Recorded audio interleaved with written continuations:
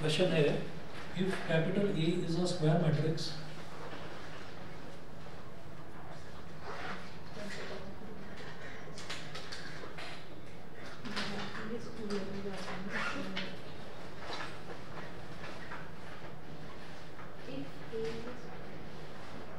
if capital A is a square matrix such that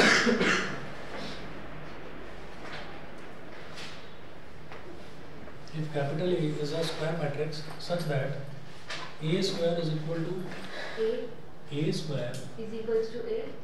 is equal to A. Prove that. हाँ बताओ चलो।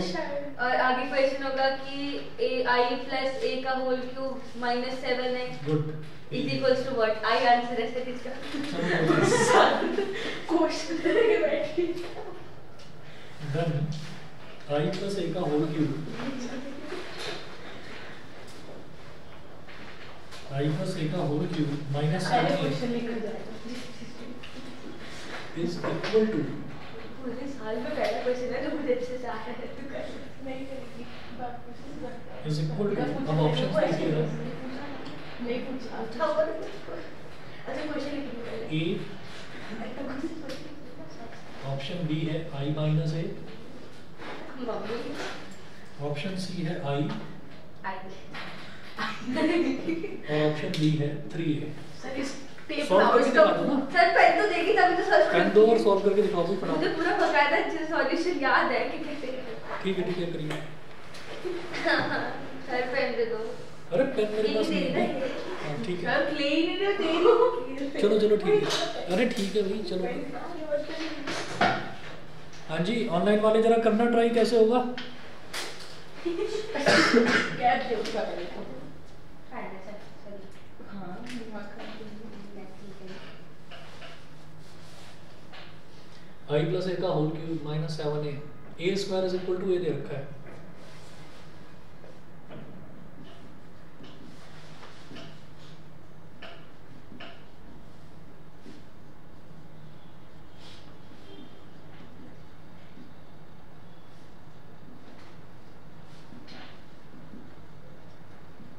Sir हो गया sir पूरा हो गया। अच्छा हो गया ना दिखाओ सर राइटिंग ठीक है चलेगा। वो A क्यूब को कर दिया ना A स्क्वायर इनटू A सही है। हां नहीं जो बस प्रैक्टिस कर सही है बहुत बढ़िया। अब जरा देखिए ये I क्यूब है I का स्क्वायर हो I का क्यूब हो कुछ भी हो वो I ही होता है। आइडेंटिटी मैट्रिक्स में आइडेंटिटी मैट्रिक्स को कितनी भी बार मल्टीप्लाई करते चले जाइए आइडेंटिटी मैट्रिक्स ही आती है। तो ये तो I हो गया। A क्यूब को क्या लिख देंगे A square into A square into A लिखा जा सकता है। ठीक है I को किसी भी मैट्रिक्स में अगर मल्टीप्लाई कर रहे हैं तो I लिखने की फिर जरूरत नहीं होती। 3 और A स्क्वायर की जगह क्या लिख देंगे A तो 3A I स्क्वायर का मतलब हो गया I into A -7A I plus A square की वैल्यू A के ही बराबर है तो देखिए A इंटू ये वाला A as it is plus 3A plus I अगर किसी भी मैट्रिक्स में मल्टीप्लाई होता है तो वो I को लिखने की कोई जरूरत होती नहीं है तो 3A -7A इसके बाद I plus A into A हो गया A square plus 3A plus 3A कितना हो गया 6A -7A ये हो गया I और A स्क्वायर की वैल्यू A के इक्वल है तो यहाँ पर A लिख दिया A plus 6A good evening sir good evening -7A तो I plus A plus 6A कितना हो गया 7A -7A तो 7A -7A 0 हो गया रिजल्ट आ गया I तो आपका ऑप्शन नंबर सी इसका सही आंसर है। हाँ भाई अगला क्वेश्चन भी लिख रहा हूँ जरा पहले से पहले बता दें। द वैल्यू ऑफ क्वेश्चन और आंसर दोनों रटे हैं। अगला देखो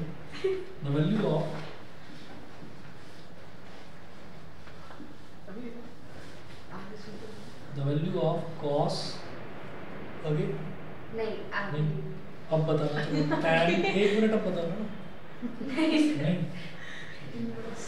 cos tan इनवर्स और फिर ब्रैकेट में है tan 15 पाई बाई 4 अब बता tan मैंने कहा एनसीईआरटी थोड़ी खोल रखी है दिमाग में। वो एनसीईआरटी का है, मतलब वो कई बार देखा हुआ है वो क्वेश्चन मैंने। ये काफी कॉमन क्वेश्चन है। हाँ जी मैंने भी सॉल्व क्वेश्चन किया। प्लीज मेरे को इसकी वैल्यू बतानी है।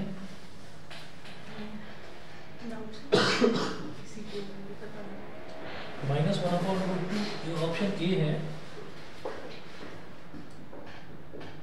माइनस 1/√2। ऑप्शन बी है 0, ऑप्शन सी है 1/√2 और ऑप्शन डी है 1/√2।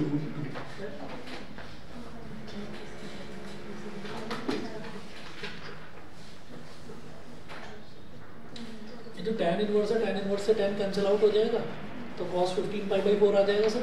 ठीक है, सर cos पाई को 1/√2 1/√2 होता है। शरण्य आंसर बताओ इसका क्या है?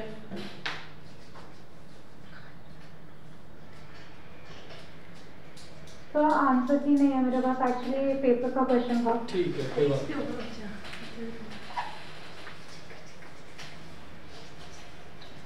देखो आपकी ना यहाँ पर मर्जी है, आप किसी भी तरीके से कर सकते हैं। एक तो ये है कि या तो आप tan इनवर्स से tan को काट कर फिर cos 15π/4 निकाल लो, और या फिर tan 15π/4 की ही वैल्यू निकाल लो सबसे पहले। जैसे ऐसे है कि हमारे पास tan 15 × 45 डिग्री 1/√2 है ना, 1/√2 सही है। ये कितना हो गया? ठीक है, तो ये कितना हो गया? इसको मल्टीप्लाई करिए। 15 5 × 75, 7 कैरी, 15 4 × 60 और 7 67, तो tan 675 डिग्री हो गया। अब इसको क्या करना होता है ना, 90 के मल्टीपल्स ढूंढने होते हैं। तो मुझे ये मालूम है कि 97 का 630 होता है, 97 का 630, तो इसके आसपास की वैल्यू आ गई ना ये। तो tan 90 डिग्री × 7, एक मिनट, पर एक गड़बड़ हो गई यहाँ पर, क्योंकि मैं इसको tan में ही रखना चाहता हूँ। तो एक काम करो, tan 90 × 8 करो, 90 × 8 करो, 90 × 8। मैं इस वजह से कर रहा हूँ क्योंकि इवन नंबर जब होता है ना तो tan का tan ही रहेगा, मतलब ट्रिग्नोमेट्रिक रेशियो चेंज नहीं होता। जैसे ऑड होता, 90 × 7 होता तो tan का कॉड बन जाता है। तो 90 × 8 करा। अब 720 में क्या ऐड करेंगे, क्या सब्ट्रैक्ट करेंगे? 675 45, लेकिन मैं तो प्लस वाला ही फंडा जानता हूँ। मैं इसको लिखूंगा प्लस माइनस 45, हम ये लिखेंगे।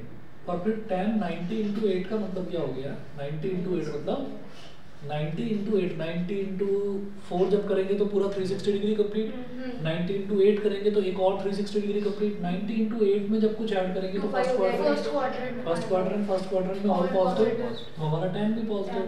तो उस क्वाड्रेंट रूल के हिसाब से तो प्लस आ गया। क्योंकि 8 इवन है, इवन का मतलब tan का tan ही रहा है, और फिर as it is angle tan -45 degree इतना आ गया। ठीक है, अच्छा tan -45 डिग्री जो है ये क्या होता है? 45 पे 1 होता है ना, वो तो tan 45 पर होता है ना। tan माइनस थीटा किसके बराबर होता है? Minus tan theta, minus tan theta. तो ये हो गया माइनस का tan π/4, माइनस का tan 45, तो रिजल्ट क्या आ गया? -1। ठीक है, तो tan इनवर्स -1 आ गया। अच्छा, तो ये हो गया cos, और ब्रैकेट में आ गया tan इनवर्स -1, tan इनवर्स -1। अब जरा बताइए कि tan के आगे, tan इनवर्स के आगे अगर माइनस थीटा आ जाता है तो क्या होता है?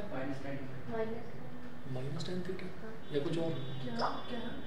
tan के आगे अगर माइनस आता है मतलब tan इनवर्स माइनस थीटा होता है तो माइनस tan थीटा ही होता है, minus tan inverse theta.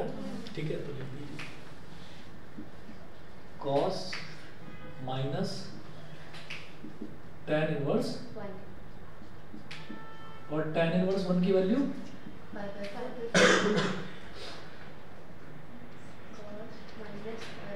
-45 degree. ठीक है, और cos थीटा निकालो या cos माइनस थीटा को cos थीटा को एब्जॉर्ब कर लेते हैं, है ना, अंदर ही खत्म हो जाता है। तो cos 45 डिग्री और इसकी वैल्यू क्या होती है? 1/√2। समझ गए? सर ये सब करना होगा या एक नंबर का है अपना रफ में, जो आपको मेथड ठीक लगे वैसे करो। जैसे हमने इन्होंने क्या किया? tan इनवर्स से tan काट दिया, cos 15π/4 निकाल लिया, तो cos 15π/4 निकाल लो तो भी सही। ठीक है, मैंने तो दूसरा तरीका बताया कि ऐसे चाहो तो ऐसे कर लो, उसको बाद में करना चाहो तो बाद में सर ऐसी 2-3 और दो थोड़ा कॉन्फिडेंस बिल्डअप हो रहा है, क्या आता है? ये फिर शरण्या भेज सकती है ऐसे क्वेश्चंस। शरण्या है और क्वेश्चंस ऐसे? जो ये खूबी होती है मैथ्स की। हाँ सर, 1 मार्कर में है, मैं देख के ग्रुप पे भेज दूँगी। अच्छा भेज दो, क्योंकि क्या होता है कि जब तक होते रहते हैं ना क्वेश्चन तब तक बड़ा अच्छा लगता हाँ, है, और सर। जहाँ अटकते हैं वहाँ से फिर कुछ भी नहीं होगा। फिर एकदम से ये लगता है कि यार इंग्लिश ही ठीक है सब्जेक्ट तो। सर मेरा मैथ्स का प्रैक्टिकल होगा मुझे लगा वो 20 को। 20 चलो ठीक है। उसमें क्या पूछेंगे? एक्सटर्नल नहीं आ रहा। नहीं इंटरनल होगा। मेरा तो सुधर गया एक्सटर्नल वाला। इंग्लिश में नहीं हो पड़ा वो एक्सटर्नल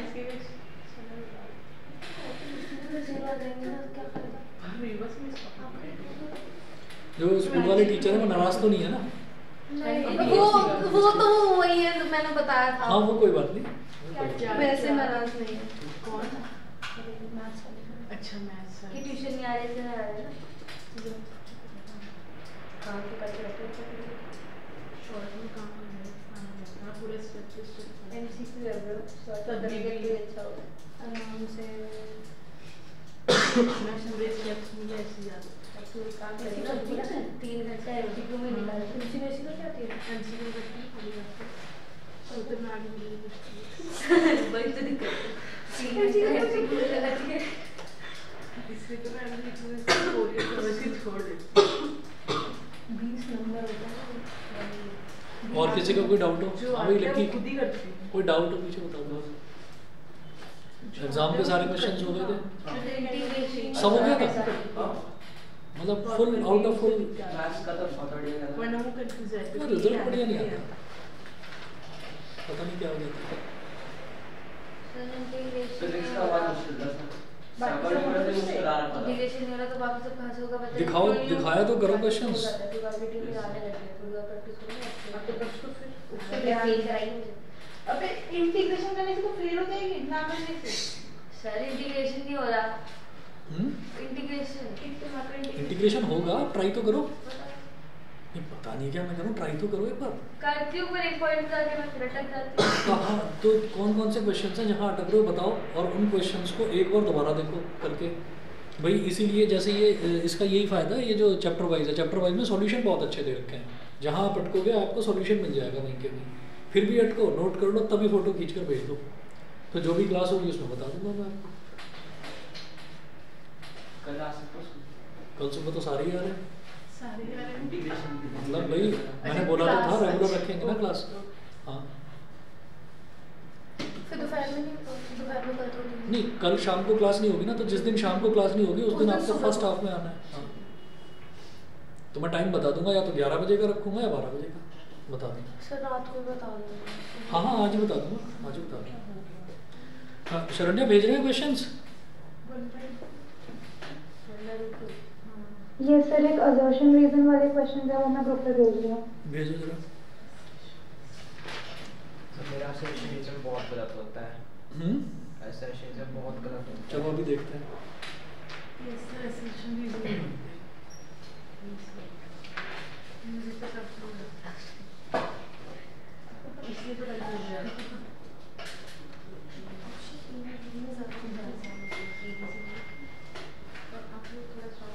अभी फिर भी सारा इंग्लिश पर ये करेक्ट एक्सपीरियंस है या नहीं ये इसमें कंफ्यूज है।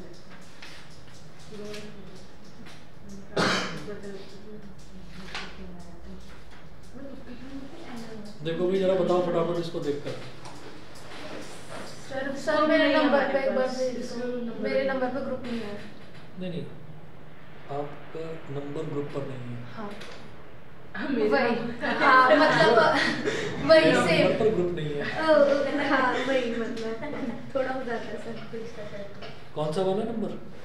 दीपांशी वाला। अरे दीपांशी है सर के पास 2 नंबर हैं। मेरे पास 2 है, मैंने दोनों पर फॉरवर्ड कर दिया। Thank you. हाँ सर जो सीन हो गया इसका मतलब दीपांशी। बस तो यही है, मेरे पास ये मम्मी के नंबर से सेव है। नहीं नहीं मम्मी के नहीं नाम से। ये क्वेश्चन है अच्छा इसको भी दिखा दो। दूसरे वाला ग्रुप भी है। ठीक है भाई, अब जरा बताओ, जैसे ये वाला है हमारा क्वेश्चन, इसमें ना assertion रीजनिंग, तो इसमें यही है, एक तो पहला है both A and R are true and R is the correct explanation of A, both A and R are true and R is not the correct explanation of A, A is true, R is false, A is false, R is true. Question number 19 देखिएगा, the domain of the function sec inverse 2x is A this. is true, R is false. रुक तो जाओ, हाँ ऐसे group में लाओ। दूसरे आप A is true, लास्ट वाला हाँ। देखो, ये false है। 5/4 को 2 में नहीं दिख रहा, √2 है। तो बस एक ही false होता है, R वाला, बाकी तो ऊपर में 2 ही true है, सारे ऑप्शन एक है। R वाला false में भेज दिया तुम्हें भी। देखिए इसमें दे रखा है the domain of the function sec inverse 2x is,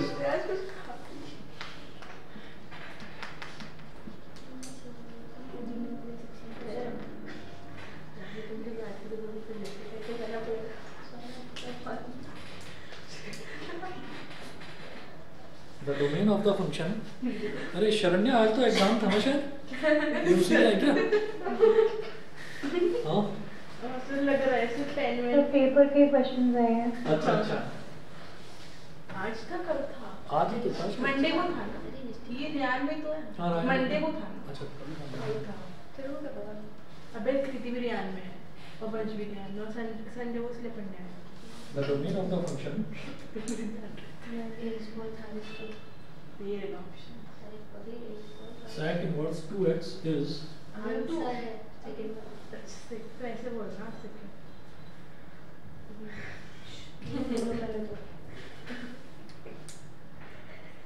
minus infinity comma -1/2, यहाँ लगा दीजिए square bracket, union 1/2 comma infinity, infinity पर स्मॉल ब्रैकेट आएगा। The domain of the function sec inverse 2x is this. Region, ये जो r दे रखा है, r दे रखा है sec इनवर्स -2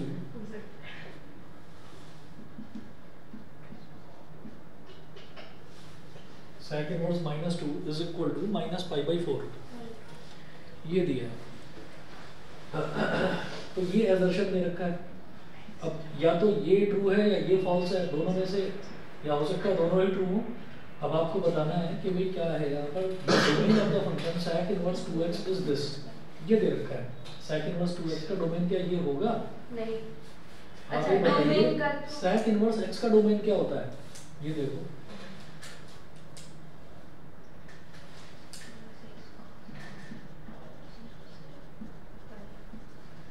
एनसीईआरटी है तो देखो उसमें फटाफट। सेक का होता है R माइनस 0 से पाई, क्लोज ब्रैकेट, क्लोज के ओपन ब्रैकेट से। r माइनस 0 से पाई, क्योंकि cos इनवर्स का 0 से पाई होता है ना। r माइनस 0 से पाई, ये है ठीक। ये एक मिनट कंफर्म करते हैं। नहीं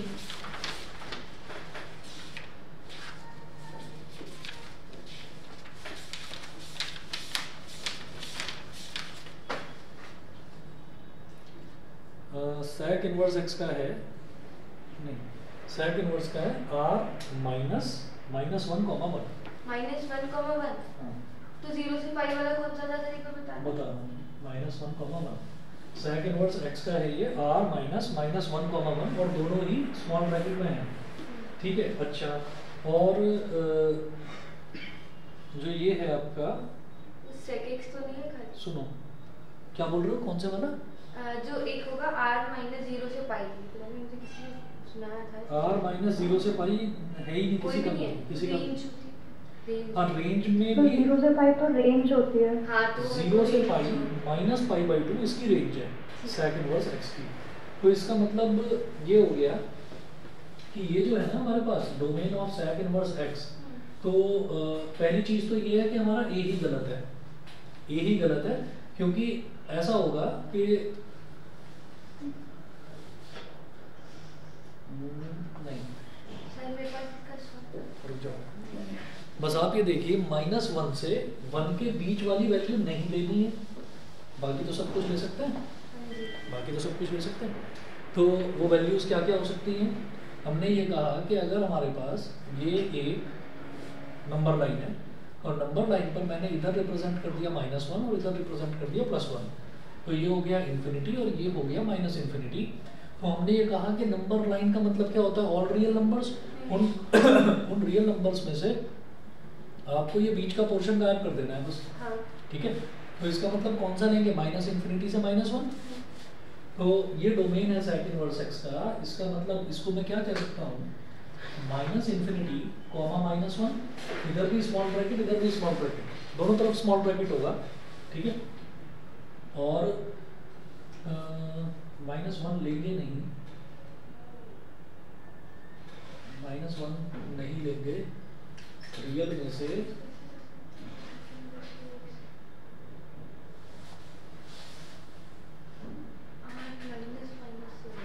मतलब जो ये -1 है, ये -1 इंक्लूड नहीं होगा, क्लोज ब्रैकेट है ना उसमें। हाँ रुको तो सही, नहीं इसमें जो है इसमें स्मॉल ब्रैकेट दे रखा है। स्मॉल ब्रैकेट का मतलब क्या है कि -1 नहीं, -1 और 1 के बीच वाली वैल्यू तो बिल्कुल भी नहीं होगी, ठीक है। और -1 से 1 के बीच वाली वैल्यू तो इसमें लाई कर देंगे सारी की सारी, लेकिन -1 नहीं ले रहे हैं, -1 नहीं ले रहे हैं। तो अगर इसको लिखा जाए कायदे से तो फिर -1 लिया जाएगा इधर, नहीं समझे, नहीं समझे। देखिए एक चीज क्या हो गई, एक चीज ये है कि रियल नंबर में से डोमेन जब sec इनवर्स x का निकाल रहे हैं तो रियल नंबर में से आपको ये सब्ट्रैक्ट करना है, रियल नंबर में से ये सब्ट्रैक्ट करना है। तो जो आप सब्ट्रैक्ट कर रहे हैं उसमें क्या सब्ट्रैक्ट करा जा रहा है, -1 से 1 के बीच वाली वैल्यू, -1 को तो सब्ट्रैक्ट नहीं कर रहे ना, ठीक है, और +1 को भी सब्ट्रैक्ट नहीं कर रहे हैं। तो अगर इसको ये माइनस वाले तरीके से ना लिखना हो तो हम ये कहेंगे कि -∞ से -1, देखो जरा, -∞ से -1 ये वाली वैल्यू हो गई, ठीक है। और या तो ये या फिर 1 से ∞ या फिर ये वैल्यू हो गई। इसमें क्या हुआ, इसमें ये हुआ कि भाई क्या ये इसके इक्वल है, हम ये कहेंगे हाँ ये इसके इक्वल है। कैसे है इक्वल, -1 से -1 तक की वैल्यू ले रहा हूँ, -1 भी ले रहा हूँ, ठीक है, और 1 से ∞ तक की वैल्यू ले रहा हूँ और 1 भी ले रहा हूँ उसमें, ठीक है। तो छोड़ क्या रहे हैं हम, -1 और 1 के बीच वाली वैल्यू छोड़ रहे हैं, लेकिन -1 हम ले रहे हैं और +1 हम ले रहे हैं। इसमें भी वो यही कह रहे थे कि आपको -1 से 1 के बीच वाली वैल्यू छोड़नी है, तो आप -1 और +1 ले सकते हैं। तो इसलिए -1 और +1 लिया गया। तो ये किस में हो गया, domain of sec inverse -x में। तो अगर हमसे ये कहा जाए कि sec इनवर्स 2x वो निकालना है, तो sec इनवर्स 2x का कैसे निकलेगा, जब x का इतना है, जब x का इतना है तो 2x में तो फिर तो -2 आ जाएगा ना, हाँ 2 से मल्टीप्लाई करेंगे तो फिर ये हो जाएगा, therefore domain of sec inverse 2x, तो ये हो जाएगा -∞, -2 यूनियन +2, ये होगा। तो वही असर्शन तो गलत है, असर्शन तो गलत है। अब इसका रीजन देख लीजिए, रीजन में दे रखा है sec इनवर्स -2।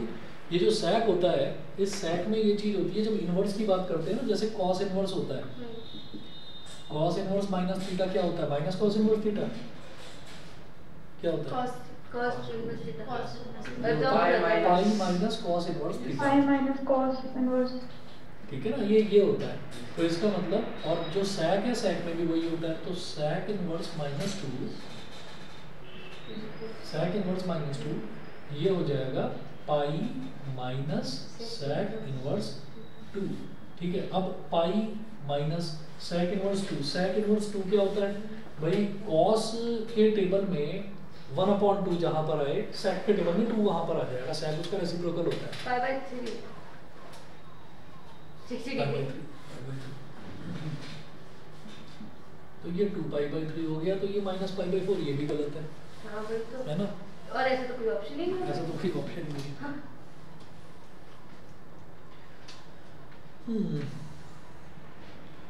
क्या करें सर sec में पाई -2 था ना, हाँ sec इनवर्स -2 है ना, तो ये पाई माइनस हो जाएगा, और sec इनवर्स 2, sec के टेबल में 2 कहाँ पर आता है, 60 डिग्री पर आता है, cos 61/2 होता है, तो 2π/3 आएगा। A is false but R is true। π/3 चलिए कोई नहीं, देखते हैं 20 को। क्वेश्चन नंबर 20 देखना जरा एक बार। 20 हाँ 20 20 मतलब 20 देखो जरा एक बार। इसमें A is false, B is true, मतलब R is true। इन्होंने दिया the acute angle between the line I cap plus J cap plus I cap plus J cap plus 2K cap plus lambda I cap minus J cap and the x axis is π/4 and the x-axis is π/4 between the line। तो मतलब वो बोलना चाह रहे हैं कि जो x axis के साथ cos थीटा बन रहा है वो π/4 है, पर नहीं रुक जाओ, तो वाला है। रुको तो सही। I माइनस J से I cap minus J cap acute angle between the line and the x-axis, acute angle between the line and the x-axis।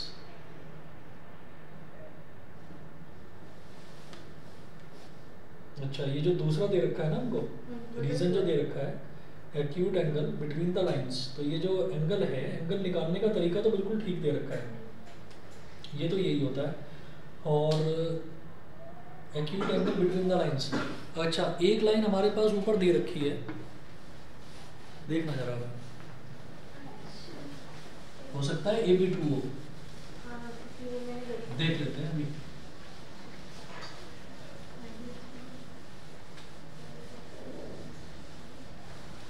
जब भी हम इसकी बात करते हैं ना, किसी भी लाइन की इक्वेशन की बात करते हैं, तो लाइन की इक्वेशन कुछ इस तरह से होती है, जैसे क्वेश्चन नंबर 20 है,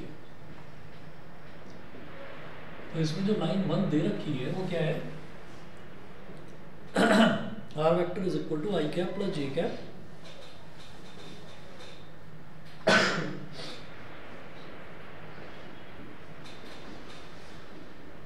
I cap plus J cap plus 2K cap और plus lambda into I cap, lambda into I cap minus J cap, ठीक है। तो मुझे मतलब इससे होता है, ये इससे हम DRs निकालते हैं, मतलब A1 B1 C1 वो इससे निकलेंगे, डायरेक्शन वेक्टर से। ये जो है ना, ये तो वो है कि उस लाइन पर एक पॉइंट है, पॉइंट क्या है 1 1 2, तो मुझे इससे मतलब है। तो ये हो जाएगा हमारा A1 क्या हो जाएगा, I कैप का कोफिशिएंट 1, B1 क्या हो जाएगा, J कैप का कोफिशिएंट -1 और C1 क्या हो जाएगा, K कैप का कोफिशिएंट, K कैप है ही नहीं तो 0, ठीक। अच्छा लाइन 2 जो है वो क्या दे रखी है, x एक्सिस। अच्छा x एक्सिस में जो है, x एक्सिस की जब मैं इक्वेशन निकालूंगा तो R vector is equal to, मतलब कुछ भी आप मान लीजिए PQR मान लो ना, PI cap plus QJ cap plus RK cap, कुछ भी मान लीजिए, कि कोई भी 3 पॉइंट है जो x एक्सिस पर लाई कर रहे हैं, ठीक है। अच्छा तो अब हम ये कहेंगे कि एक तो ये वैल्यू हो गई, जबकि यहाँ पर मेरे को 0 J कैप लिखना चाहिए और यहाँ पर 0 K कैप लिखना चाहिए, क्योंकि x एक्सिस पर लाई करने वाला है, तो कोई पॉइंट हो गया। उसके अलावा जब हम डायरेक्शन वेक्टर की बात करेंगे तो डायरेक्शन वेक्टर कैसे निकलेगा, डायरेक्शन वेक्टर इसका निकलेगा 1I cap, unit vector 1I cap और प्लस 0 J कैप और 0 K कैप, ठीक है ना। तो हमारा A2 हो गया 1, B2 हो गया 0 और C2 हो गया 0, ठीक है। इन्होंने बोला कि दोनों के बीच में जो एंगल है वो π/4 है, तो एक बार जरा कैलकुलेट करके देखो, cos theta is equal to, यही वाला फॉर्मूला लगाएंगे हम, cos theta is equal to modulus A1 A2 B1 B2 C1 C2, A1 A2 plus B1 B2 plus C1 C2, ये मॉड हो गया upon under root A1 square plus B1 square plus C1 square into A2 square plus B2 square plus C2 square,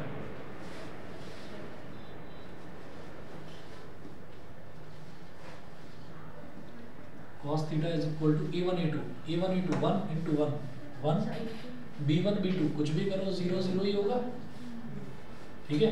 अब यहाँ a1 b1 c1 देख लो तो 1 का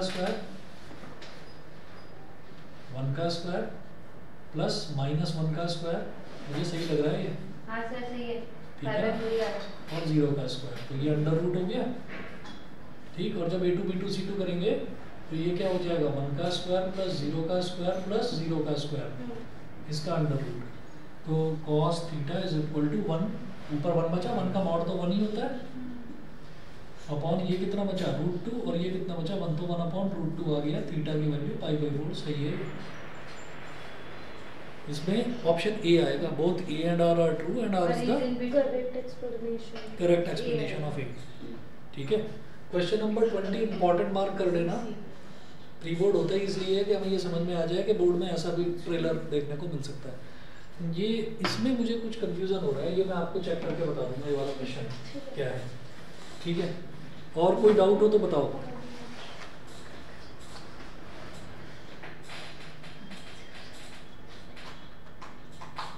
sir integration जो chapter है उसमें जो मिसलेनियस एक्सरसाइज है, मतलब उससे ज़्यादा लेवल का तो नहीं आता ना बोर्ड में?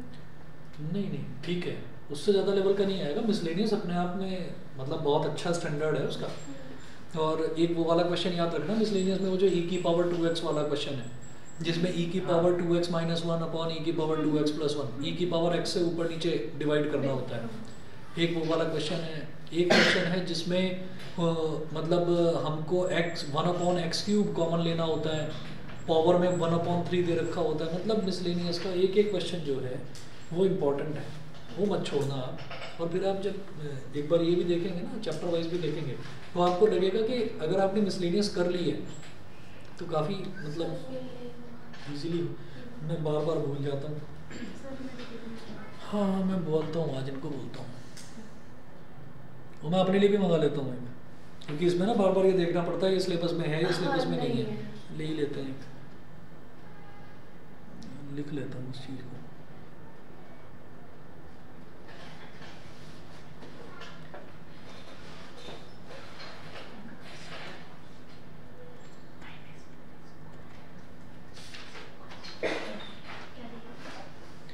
हाँ जी, और बताओ, और कुछ है क्या? इसका मतलब सबकी तैयारी पूरी हो चुकी है, अब तो टेस्ट ही लेने पड़ेंगे। इसका मतलब कि तैयारी चालू ही नहीं करी है ढंग से। भाई ये मत करो ऐसे। इंटीग्रेशन वगैरह हो नहीं रहा, तो ठीक है, भी अब आ रहा है, पर इंटीग्रेशन तो पूरा तो बहुत अच्छी बात है ना। अब मैं परसों ले लेता हूँ मैक्सिमम मिनिमा का टेस्ट, और कल सुबह एक क्लास और ले लेता हूँ मैक्सिमम मिनिमा की, और फिर इंटीग्रेशन करवाता हूँ रिवाइज।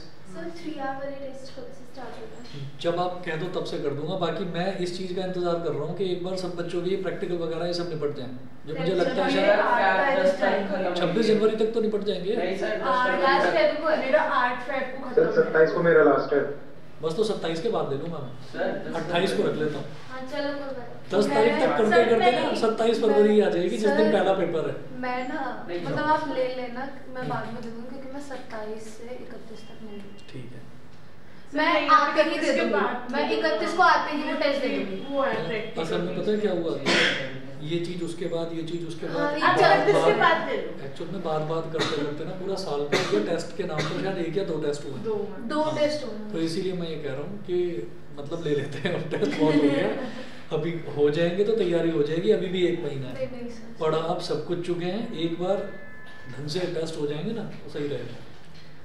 चलो एक क्वेश्चन वो पता है कितना पता करना है, नहीं यार आता तो आएगा तो पता है। अच्छा, एओडी का एक डर बैठा हुआ था मन में, थोड़ा तो निकलेगा, बहुत ज्यादा सर, बहुत ज्यादा निकल गया सर, अब तो निकल गया। तो इंटीग्रेशन का भी निकलेगा, और एक बार टेस्ट हो जाए तो और अच्छा रहेगा।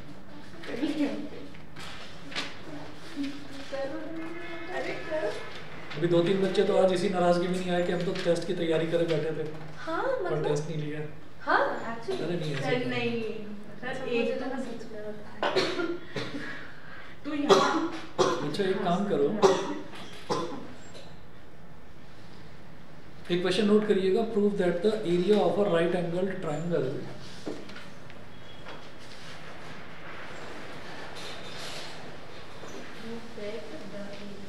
area of a right angled triangle of given hypotenuse. Prove that the area of a right angled triangle of given hypotenuse is maximum when the triangle is isosceles. ठीक है ना, एक लाइन का क्वेश्चन है लेकिन आया था 6 नंबर का.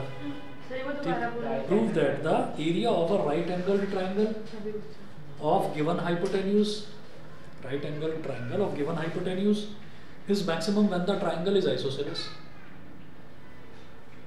Is maximum when the triangle is isosceles. ठीक है, करोगे ट्राई? करो. मैं नहीं करवा रहा, आप करो. ऑनलाइन वाले बच्चे जरा सॉल्व करके भेजना मेरे को, 5 मिनट का टाइम दे रहा हूँ.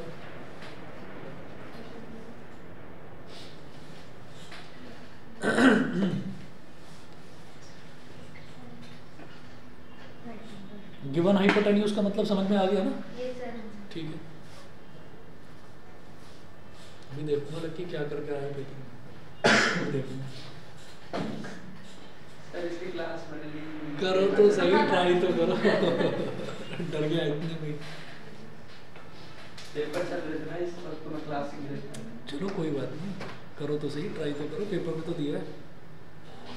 हेलो सर, एक मिनट लिख के भेज दीजिए सर. अच्छा, जो लिख रहा हूँ. ये क्या हुआ? ऑनलाइन एक ही बेचारा रह गया, बाकी 3 गायब हो गए. हाँ. और इसके बाद पे ऐसे ही हट गया था. अब ये भी ऐड हुआ. खराब सी आ रही है बात, लेकिन कोई बात नहीं.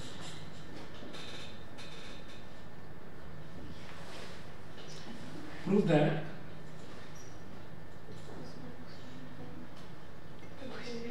the area of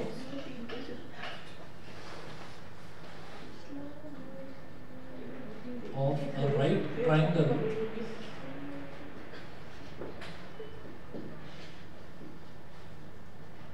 of given hypotenuse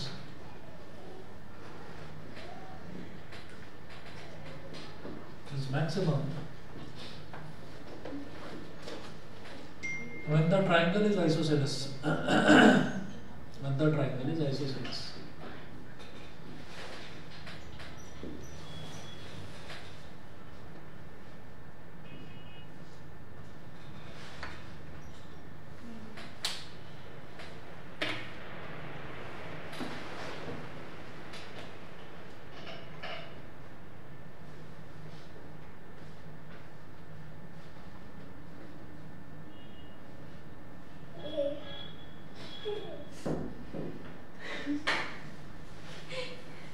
आप लोगों की हालत पर हंस के कहिएगा.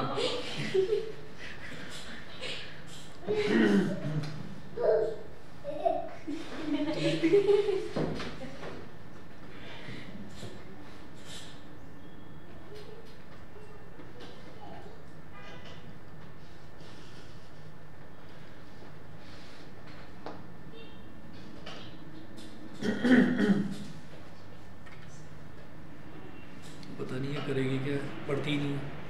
3 साल की हो गई, इसको पढ़ाने की कोशिश करते, पढ़ती नहीं है. हंसना शुरू कर दिया. इसको ABCD नहीं आती है अभी तक. कुछ भी सिखाओ, कुछ नहीं. ऐसे ही डांस करना शुरू कर देगी. राइम्स वाइम्स वो सारी याद है. सर कुछ तो याद है ना. हाँ. इतने से बच्चे से क्या करेंगे.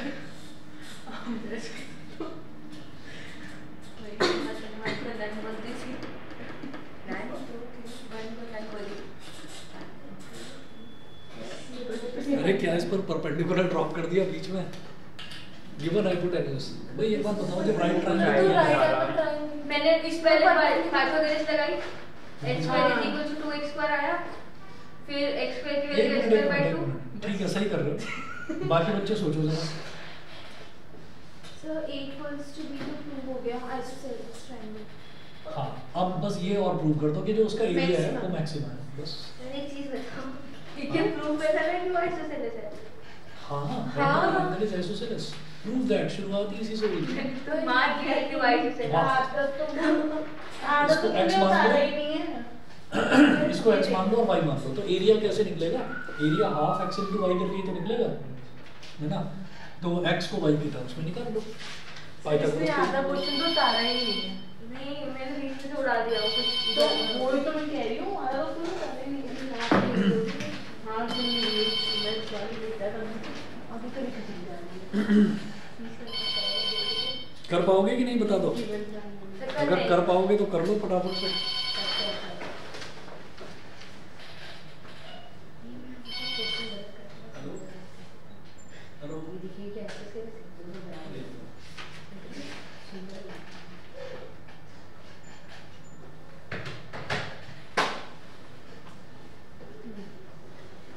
मैं रात तक भेज दूंगा कल सुबह का टाइम।